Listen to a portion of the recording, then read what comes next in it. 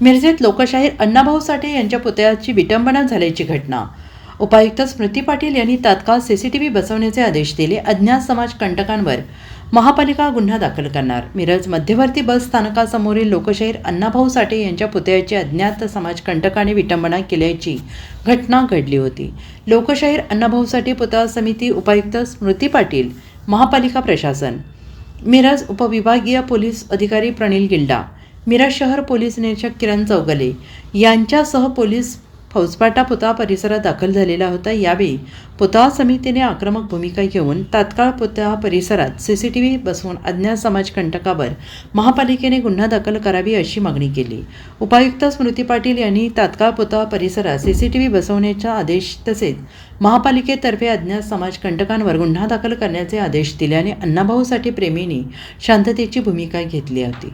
यावेळी श्वेतपद्म कांबळे, चंद्रकांत मेंगुरे, डॉक्टर महेश कुमार कांबळे, माजी नगरसेवक योगेंद्र थोरात, अतहर नाईकवाडी यांच्यासह अनेक मान्यवर उपस्थित होते। यावेळी महापालिका प्रशासनाकडून पुतळ्याची स्वच्छता तात्काळ करण्यात आली। पुतळा समितीतर्फे लोकशाहीर अण्णाभाऊ साठे यांना दुग्धाभिषेक करून सगळ्यांना शांततेचं आवाहन करण्यात आलं। सकाळीच आम्हाला लक्षात आलं की कोणीतरी येऊन इथं लोकशाहीर अण्णाभाऊ साठे यांच्या पुतळ्याला विटंबना केलेली आहे। खरं म्हणजे खूप चुकीची गोष्ट आहे। आपले महान व्यक्ती जे आहेत समाजातील त्यांच्याकडं असं करणं म्हणजे खूप चुकीचे आहे।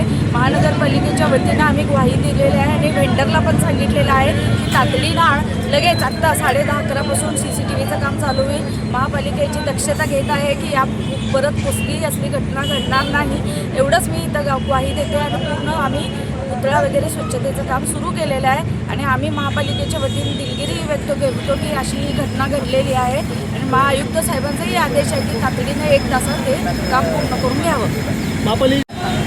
तक्रारी दाखल करणार कारण ही गोष्ट चुकीची आहे, समाज विरोधक आहे, त्यामुळे तक्रारी आम्ही दाखल करू।